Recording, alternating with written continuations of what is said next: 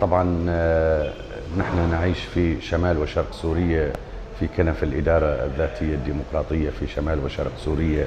طبعا هذه الإدارة التي أسسها كل السوريين في كل مكوناتهم في هذه البقعة الجغرافية من سوريا يعني.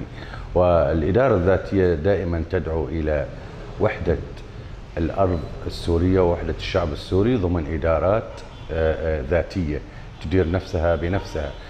هناك من يثير الفتن دائما في منطقة شمال وشرق سوريا كون الإدارة تذهب إلى الاستقرار وإلى الترسيخ. هذه الفتن تديرها مخابرات إقليمية، نحن نعرف ذلك كوننا نقع في احتلالات كثيرة يعني، منها الاحتلال التركي ومنها الوجود الإيراني في مناطق دير الزور، وبالتالي دائما الفتنة مثارة حتى لا تستقر الإدارة، حتى لا يكون استقرار عند المواطنين السوريين في شمال وشرق سوريا. لكن نحن نوجه دعوة إلى الحوار، دعوة إلى الحكمة، دعوة إلى العقلانية، ونعزي أيضا قبيلة العقيدات العربية الأصيلة باغتيال الشيخ مطشر الهفل الذي طالته يد الغدر من ممكن تكون تنظيمات إرهابية واستخبارات إقليمية أو أناس يشتغلون عند كل هؤلاء أو خلايا نائمة. نحن نقول لهذه القبيلة العربية الأصيلة التي لها تاريخ حافل، التي لها تاريخ مشرف في سوريا عموما وفي منطقة دير الزور خصوصا، أن نحكم صوت العقل، أن نذهب للحوار، هو المخرج الوحيد لنا جميعا. ونحن كسوريين نطالب بكل تأكيد أن تتخذ جميع القرارات الدولية وأولها القرار 2254 من أجل السلام، من أجل البناء، من أجل الاستقرار.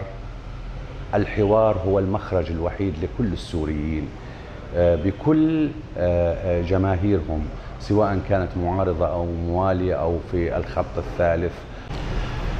طبعا من وراء عمليات الاغتيالات لزعزعة الاستقرار بكل تأكيد هناك مصالح للأعداء قد تقاطعت مع بعضها البعض. اليوم نحن نرى اليوم استقرار بشكل واضح، نرى أن شركات كثيرة تتسابق، شركات عالمية تتسابق إلى إبرام عقود في شمال وشرق سوريا، وأولها الشركة الأمريكية التي أبرمت عقد لمدة 25 سنة. هذا لن يجعل هؤلاء المتربصين يسكتون، بل سيأخذون على عاتقهم عدة قصص راح يشتغلوها مثل اغتيالات كثيرة. نحن بدورنا نوجه نداء ونوجه أيضا إلى التحالف الدولي وإلى روسيا الاتحادية وإلى كل دول العالم بأن توقف هذه المهازل، أن توقف، أن تكف يد الغادرين، تكف يد التنظيمات الإرهابية عن المنطقة. نحن نريد الاستقرار، نريد السلام، نريد أن نبني الإنسان ونبني الحجر أيضا يعني. قوات سوريا الديمقراطية قوامها من السوريين من كل مكوناتهم في المنطقة. قوات سوريا الديمقراطية دحرت الإرهاب، واجهت الإرهاب وقدمت تضحيات جسام أيضا.